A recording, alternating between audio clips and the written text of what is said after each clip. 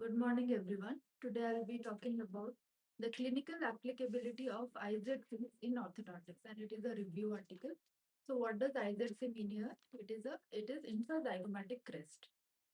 So, focusing on the abstract, it has been mentioned that IZC as orthodontic bone screws are well established and reliable devices that considerably expand the scope of conservative treatment of severe and complex malocclusion.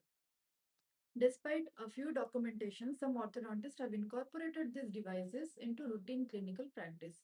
Therefore, it is clear that IZC bone screws will substantially impact the future of orthodontics and dentofacial orthopedics.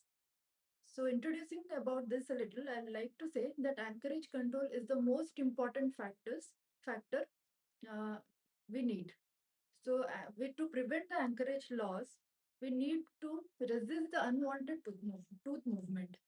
And how this can be done is by obtaining skeletal anchorage, where headgear, mini plates, palatal arches, or temporary anchorage devices in maxilla come into play.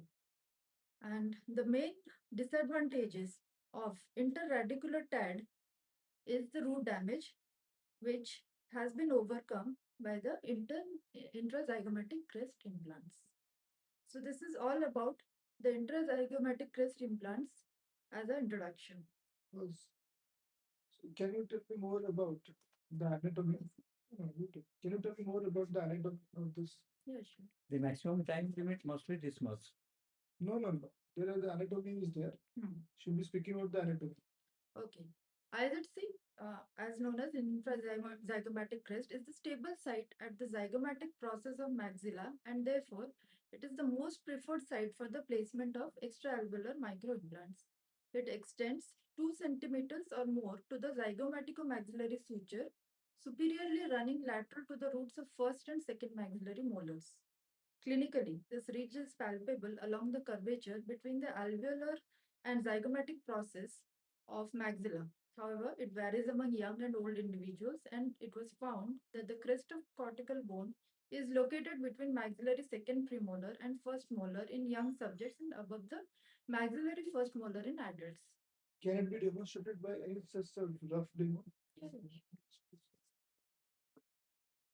The speech is very clear, but the sound must be Bit high.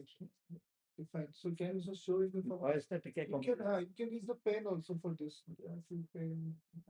A pen. No, no, no. You have got drivers, right? Yes. Implants and drivers, right? You just show us here. In the case, upcoming cases also we can discuss.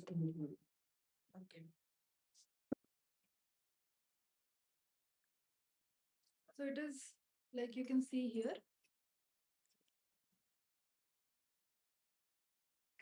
This is the site of premolar. This is the site of molar.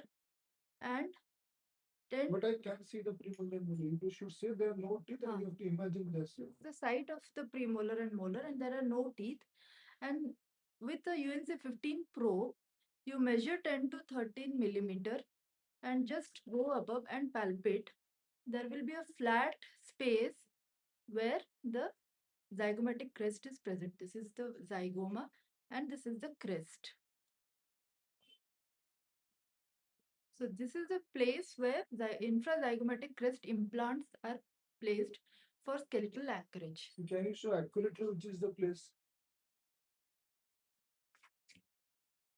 This place, With the info pointed.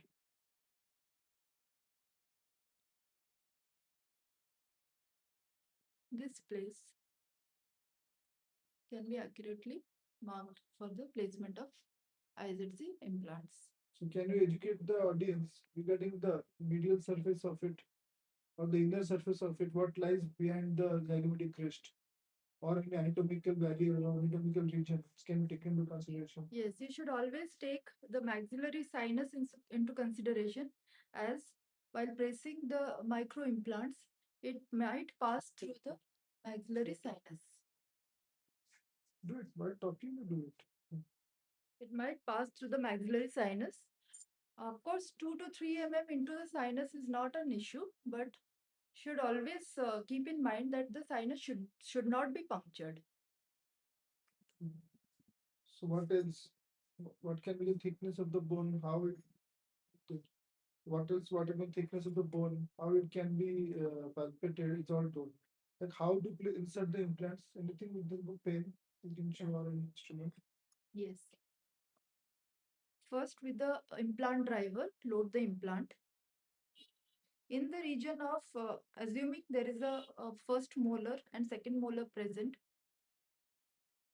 put the driver perpendicular to the occlusal plane. Then give a few turns, like 2 to 3 turns.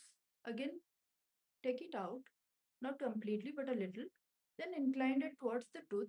Again, give a few turns, around 2 to 3 turns. Again, take it out. Incline Take it out of traction or with anti-clockwise motion. with anti-clockwise motion. Then again, move it towards the tooth and insert it. So finally, the insertion of the IZC TAD should be around 45 to 70-degree angle with the occlusal plane.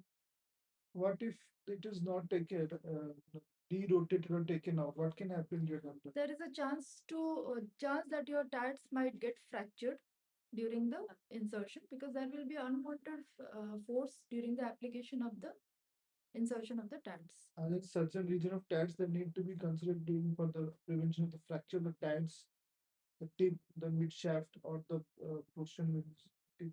I don't get your question. If it will fracture, what are the chances in which part of the TAD it will fracture? Tip. In the tip, it will get fractured. Thank you so much for this, and we'll be